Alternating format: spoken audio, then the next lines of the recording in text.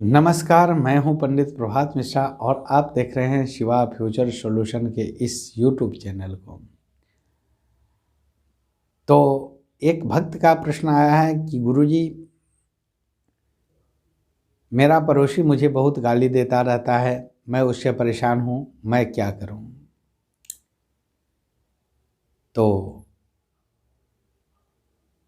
वो ये भक्त जिन्होंने यह प्रश्न किया है वे शायद इस यूट्यूब चैनल के माध्यम से उनको यह वीडियो का अपडेट मिल जाएगा और सभी लोग इस वीडियो को ज़्यादा से ज़्यादा शेयर करें ताकि बहुत सारे लोग इन सब चीज़ों से परेशान रहते हैं। आप जान लें कि यदि कोई व्यक्ति आपको नीच दिखाता है, गाली पड़ता है, आपको अपमानित करता है, आपको मारने पीटने का प्रयास करता है, आपको असहाय और निर्बल समझता है, तो आप समझें कि आपको उसका प्रतिकार नहीं करना है, आपको उलट करके कोई गाली नहीं पढ़नी है, आपको उसके एवज में उसको कुछ नहीं देनी है, क्योंकि उसके पास जो देने के लिए होता है वही दे सकता है। लेकिन आप जब लेंगे ही नहीं तो वो देगा कैसे? तो उसके गाली का जवाब आप न दें। एक, क्यों ना दें?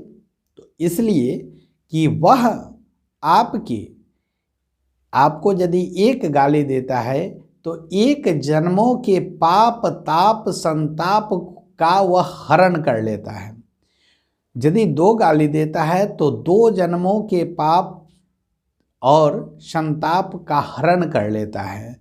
तो ये सब पाप और संताप जब आपके खत्म हो जाएंगे, उसका वह हरण कर लेगा, तो वह उस पाप के भार से, वह पाप का भार ही उसको समाप्त कर देगा। जैसे आपने देखा होगा कि भगवान कृष्ण को शिशुपाल गाली पड़ता था, तो वह क्या है कि भगवान ने उसको 100 गलतियां क्षमा करने का वरदान उसकी माता को दिया था। तो उसी प्रकार यदि आप ईश्वरवादी हैं, सिद्धांतवादी हैं, आप केवल उसका प्रति उत्तर न दें, तो मैं कहता हूं कि उसका प्रति उत्तर ईश्वर खड़ा होकर खुद देगा और उसको विवश हो जाना पड़ेगा।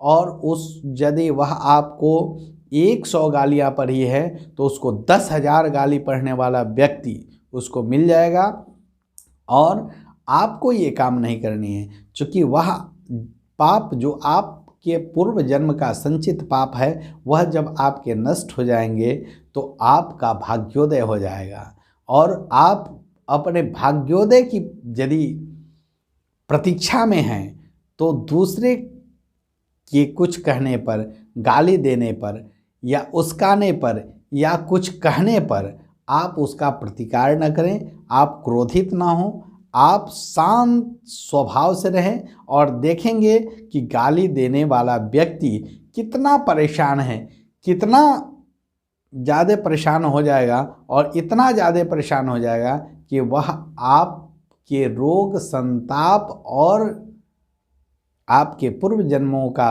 पाप का वह हरण कर लेता है। और सबसे अच्छी बात बताऊं तो वह पाप का हरण करने के लिए ही इस पृथ्वी पर भगवान उसको भेजते हैं कि जाओ मेरे भक्त का पाप का तुम हरण कर लो और तुम खुद उस पाप के भार से दब कर मर जाओगे।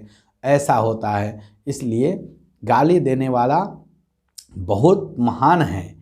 गाली देने वाले व्यक्ति की महानता पर आपको खुशी होनी चाहिए कि उसको कुछ देने के लिए अन्य चीज़ है नहीं।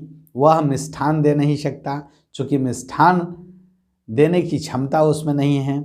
वह स्वर्ण दे नहीं सकता, सोना देने की क्षमता उसमें नहीं है।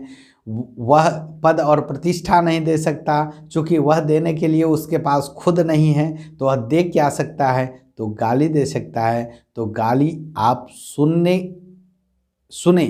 लेकिन उसका प्रति उत्तर न दे, ताकि वह जो आपके पाप का हरण करने वाला है वह बीच में ही नहीं अवरुद्ध हो जाए। तो उस समय आप शांत रहें, और वह क्रोध में आकर ही आपको गाली पड़ता है। इसलिए जब मनुष्य क्रोध में आ जाता है तो उसकी बुद्धि समाप्त हो जाती है और वह दूसरे के पापों का बोझ अपने सर पर लेके घूमने लगता है। इसलिए गाली सुनने का प्रयास करें, गाली पढ़ने का नहीं, चूँकि वह संस्कार आप में नहीं है।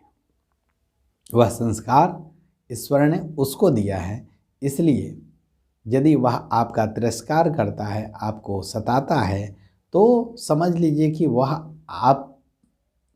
आपको नहीं सता रहा है, आपके पूर्व जन्म के पापों को सता रहा है। और वह पाप का हरण करते ही वह पापी उस पाप के भार से दब के मर जाएगा, और आपके सामने यह घटनाएं घटेगी और आप इसको महसूस कर सकते हैं। धन्यवाद।